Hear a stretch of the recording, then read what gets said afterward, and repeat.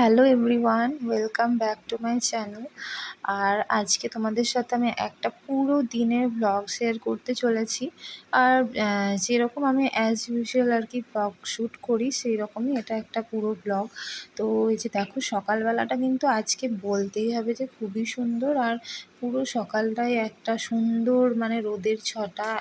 আর যেহেতু সারা রাত্রি বৃষ্টি হয়েছিল, সেহেতু একটা পুরো ঠান্ডা ঠান্ডা আবহাওয়ার মধ্যে সকালটা শুরু হয়েছে।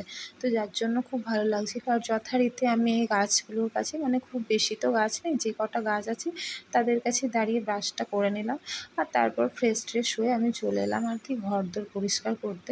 তো এই ঠাকুরের বাসনগুলো তো প্রথমে সরিয়ে রাখি, কারণ এই বাসনগুলো মা পুজো করার ঠিক আগে ধুয়ে ফেলবে, আর তারপরে পুজোটা মাই করবে। আর এই বাসনপত্র সব আমি ওই জন্য ঝাড় দেওয়ার আগেই সরিয়ে নিই, তারপরে এখানটা আমি পরিষ্কার পরিচ্ছন্ন করি।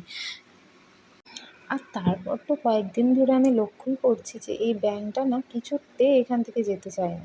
যেমন এর আগে একটা বড় কোনো ব্যাঙ ঢুকেছিল, এবার বোধহয় এটা সোনা ব্যাঙ। তো এই দেখো, সব সময় এই ঠাকুরের কাছেই বসে থাকবে আর এইখানেই ঘুরঘুর করবে। আমার তো ভয় হয় যে আবার কোন সময় না এই ব্যাঙের পেছন পেছন সাপ চলে আসে, কিন্তু একে তো কখনো বেরোতেই দেখি না। তো যাই হোক, চলো, সব কথা তো মানে হবেই। তো এর মাঝখানে ঝটপট করে কাজগুলো সেরে নিই, কারণ সকাল থেকে অনেকগুলো কাজ আছে।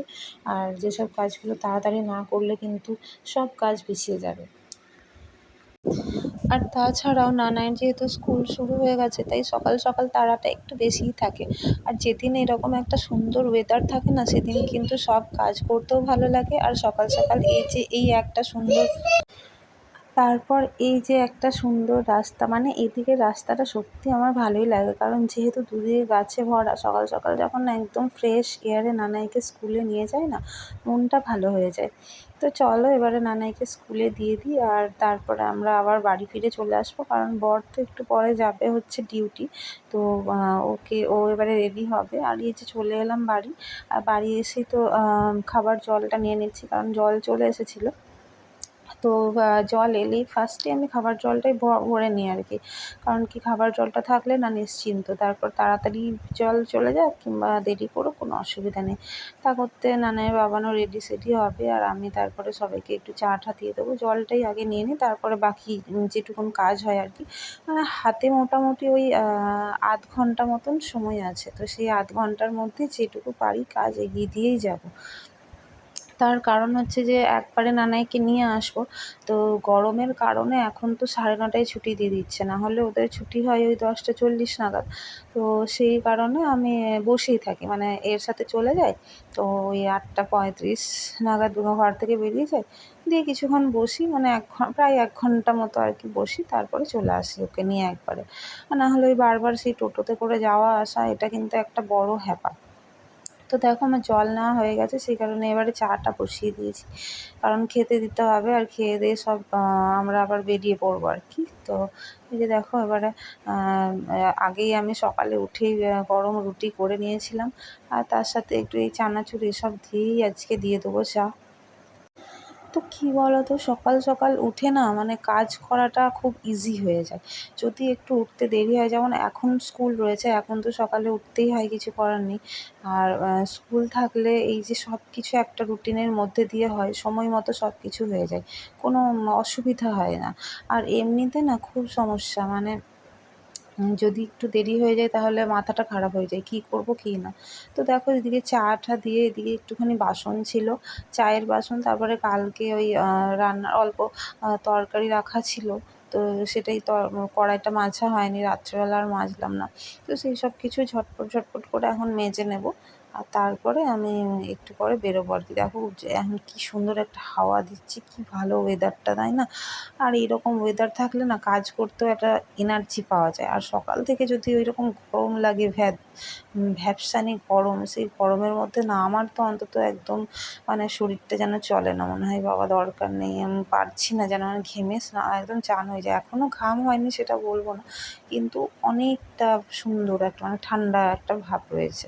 রোদটা দেখেই বুঝতে পারছো, সেরকম কিন্তু রোদ এখনও ওঠেনি, আর হাওয়া দিচ্ছে, তাই কাজ করতে একটা আলাদা এনার্জি পাওয়া যাচ্ছে।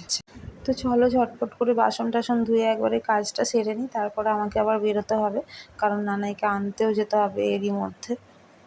তো তো দেখো সময় তো হয়েই গেছে নানায়ের ছুটি। তো এই যে একে একে বাচ্চারা বেরিয়ে আসছে, আমি এসেছি অনেকক্ষণ, তো আমি বসেছিলাম আমার ফ্রেন্ডদের সাথে।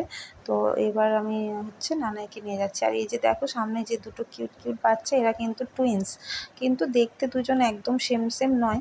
আর তারপর এসে দেখি মা মাছ কাটতে বসেছে। তো এই মাছগুলো না ছোটো মামা দিয়ে গেল, মানে পুকুরের মাছ আর কি। তোমরা তো সবাই জানো যে মামার বাড়ি থেকে প্রায়ই মাছ দিয়ে যায়, কারণ মামার বাড়ির পুকুর আছে। তো সেই কারণে মা মাছগুলো সব কেটে নিচ্ছে। আমি বললাম তুমি কেটে দাও, তারপরে আমি রান্নাটা বসাবো। তারপরে দেখি লাল শাক রয়েছে, আর শাক তো আমার খুব ভালো লাগে, বিশেষ করে কলমি শাক, লাল শাক এইগুলো। তো এই শাকটা দেখো এবার সেদ্ধ করবো, রসুন দিয়ে ছেঁকে বানালে আমার খুব ভালো লাগে, গরম ভাতের সাথে খুব সুন্দর লাগে খেতে।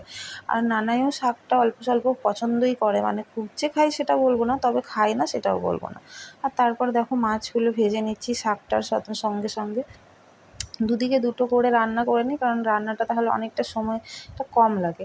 আর একে একে করলে না মানে ডাবল সময় লাগে, প্লাস একটু খেতে দিতেও দেরি হয়ে যাবে। বাবা আসার আগে কমপ্লিট হয়ে গেলে আমি একটু নিশ্চিন্ত থাকি যে চলো আমার রান্না হয়ে গেছে, এবার বাবা যখন আসবে চট করে খেতে দিতে পারবো। আর যদি রান্না না হয় না, তো একটা খুব মানে কী বলবো, তড়িঘড়ির মধ্যে পড়ে যায় আর কি। তো আজকে বাবা বলেছিল যে পোস্ত খাবো, কারণ কালকে না এইসব সবজি বাবা হাট থেকে নিয়ে এসেছে টাটকা টাটকা। ঝিঙে ছিল, তারপরে এই লাল শাকের ডাঁটা, এই মানে পোস্ত হলে আর কিছু চাই না আর কি, বাবার ভীষণ পছন্দ। তো বলেছিল যে পোস্ত খাবো, তো সেই জন্য পোস্তই করে দিচ্ছি। আর তার সাথে মাছে পটলে ঝোল করবো, শাক ভাজা রয়েছে, নানাইয়ের জন্য অল্প ডাল তো করতেই হবে। আর কালকের না অল্প চিকেনও আছে, সেটা পরে গরম করে নেব। কারণ কি রাত্রিবেলা আমি না বেশি চিকেন খেতে পারি না, ওই খুব জোর 2 পিস খাই, আর বাকিটা যেটা ছিল সেটা রেখে দিয়েছি যে সকালবেলা খাওয়া হবে। আজকে মাছ করার খুব একটা প্ল্যানিং ছিল না, কিন্তু যেহেতু ছোটো মামা দিয়ে গেছে টাটকা মাছ, সেগুলো তো আর রেখে লাভ নেই, তো সেই কারণে। আর এই যে দেখো দুদিকে দুটো রান্না চাপিয়ে আমি এখানে পোস্তটা দাঁড়িয়ে দাঁড়িয়ে বেটে নিচ্ছি। এখানে দাঁড়িয়ে দাঁড়িয়ে বাটতে কিন্তু সুবিধে হয় বসে বসে বাটার থেকে, খুব ভালো পেস্ট করা যায়। আর এদিকে রান্নাটাও দেখা যায় আর পোস্তটাও বাটা যায়। যদিও আমার না এই শিলনোড়াতে বাটতে ভীষণ মানে সমস্যা হতো। আগে তো আমার একদম ভালো লাগতো না, মানে বাটলেই মনে হতো যেন আমার হাতটা খুব ব্যথা করছে। কিন্তু এখন হ্যাবিট হয়ে গেছে, এখন আর ওই ব্যথা ট্যাথা লাগে না। আর পোস্তটা বিশেষ করে মানে যখন আমি মিক্সিতে পেস্ট করতাম, পোস্ত বাটার জন্য একটা স্পেশালি ছোটো কন্টেনারও এনেছিলাম, মানে মিক্সার আর কি, যে কৌটোগুলো হয় সেটা এনেছিলাম। তো সেটা দিয়েও পেস্ট করার ফলে বাড়িতে সবাই বলছিল যে না না পোস্তটা খুব টেস্টি হচ্ছে না, শিলনোড়াতেই বাটবে। তো সেই জন্য এই যে দেখো শিলনোড়াতেই বাটছি এখন, আর ইয়েতে মিক্সিতে পেস্ট করি না। অনেক কিছুই আছে যেগুলো মিক্সিতে আমাদের পেস্ট করা হয় না, যেমন ডাল বাটলে সেটা আমরা শিলনোড়াতেই বাটি। মুসুর ডালের বড়া হলো বা কাদাল পাতার বড়া হলো, যাই হোক না কেন। তো এদিকে দেখো আমার পোস্ত তো রেডি হয়ে গেছে, এই মশলাটা আমি কষিয়ে নিচ্ছি মাছের ঝোলের জন্য। তো একটা তোমার ইয়ে দিয়ে পটল দিয়ে করব হচ্ছে মাছের ঝোল। টাটকা পটলও কালকে বাবা এনেছিল, মানে বাবা হাটে গেলে না বেশ অনেক কটাই সবজি নিয়ে আসে। আর নানার জন্য এই যে কুমড়ো সেদ্ধ, আলু সেদ্ধ এইসব কিছু রেখেছি, তো ওকে ওই ভাজা ভাজা দিয়েই খাওয়াবো। আর এই যে চিকেনটা দেখো বললাম না কালকের বেশ ছিল আর কি, কমসে কম 6-8টা তো হবে চিকেনের পিস, তো সেটাও খাওয়া হবে। আর এদিকে দেখো আমার মাছ ভাজাও কমপ্লিট। এবারে মাছের ঝোলটা করতে আর কতক্ষণই বা লাগবে, খুব জোর 10 মিনিট, তারপরেই আমার রান্নাবান্না শেষ। আর তারপর নানাইকে স্নান টান করিয়ে একবারে খাওয়াতে বসে যাব। তো এই যে স্নান করিয়ে নিয়ে এসেছি ওপরে, আর নিজেই বলছে আমি আজকে রেডি হব, চুল আঁচড়াবো। তাই বললাম বেশ ঠিক আছে তাই করো, আমাকে তো আর কিছুতেই করতে দেবে না। ওর ইচ্ছে, ও আজকে নিজেই মাথায় তেল দেবে, চুল আঁচড়াবে। এই যে দেখো উল্টো দিকে চুল আঁচড়াচ্ছে। তো আমি বললাম বেশ ঠিক আছে চুলটা আঁচড়াও, আমি তোমার তাহলে একটু ভিডিও করে দিই। যে ক্রিম নিয়ে বসেছে, তেল নিয়ে বসেছে, এবার তেল আর ক্রিম যদি দেয় একবারে গোটা বিছানায় লেপটি করে, তাহলে গেল। তো চলো এবারে নানাইকে এবার আমি খাওয়া দাওয়াটা করিয়ে নেবো। এই দেখো কাণ্ডটা দেখো, দেখো কীভাবে তেল নিচ্ছে মাথায়। মানে আমি না এইরকম দুটো বোতল রয়েছে আর কি, তো ওই যে যেটাতে তেল ভর্তি রয়েছে সেটা আমি ওকে দিইনি। এটা একটুখানি, এটাই সবে সবে শেষ হয়েছিল, তাই ওটাই দিয়েছি, নাহলে ওই তেল না গোটা জামাতে কাপড়ে গোটাই ঢেলে নিত। আর না দিলেও তখন কান্না, মানে শুনবেই না। একবার যদি বলেছে আমাকে দাও, তো ওকে কোনোভাবে একটু হলেও দিতে হবে। তো ওইটাই দিয়েছি, বুঝতে পারেনি যে আমি ওকে ফাঁকা বোতলটা দিয়েছি। আর এই যে দেখো ওর রান্নাবান্নার সব নিয়ে চলে এসেছি, খাবার দাবার আর কি, রান্নাবান্না নয় মানে খাবার দাবারটা। তো এবার ওকে একটু খাইয়ে দেবো, আর খাইয়ে তারপরে ওকে ঘুম পাড়িয়ে বাকি এবার আমি যা আমার কাজ আছে করবো। যেমন এখনও অনেক কাজ বাকি, আমি খাবো দাবো, আমি একটুখানি ফ্রেশ হবো, আর তারপরে সব পরিষ্কার পরিচ্ছন্ন করা, বাসন টাসন অনেকটাই রয়েছে এখনও ধোয়া হয়নি। তো নানায়ের দেখো হ্যাবিট, যখন আমি ওর জন্য খাবার নিয়ে আসি, ওর যদি একটু পছন্দের মতো খাবার হয় ও পুরো ভালো করে দেখবে, সেইগুলোর নাম বলবে, তারপরে খাবে। আমি ওটাই জিজ্ঞেস করছিলাম, বলো আজকে তোমার লাঞ্চে কী কী আছে? তো সেটাই বলছিল। এবার দেখো বলছে মাম্মা বাই বাই করে দিই, আমি খাবারটা খেয়ে নিই।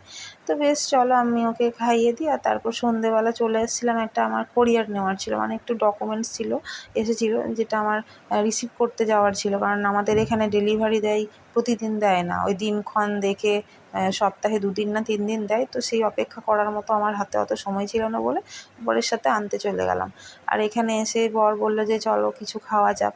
তো এই রাজবাড়িতে এই দেখো সামনে যেটা দেখছো হলুদ রঙের গেট, ওটাই হচ্ছে আমাদের এখানকার রাজবাড়ি। আর এই রাজবাড়ির সামনেই কিন্তু হাট বসে, আর এই হাটের সামনে নানান ধরনের খাবার। তো চলো আমরা টুকিটাকি খেয়ে বাড়ি ফিরবো, ততক্ষণ তোমরা চ্যানেলটাকে সাবস্ক্রাইব করে দাও।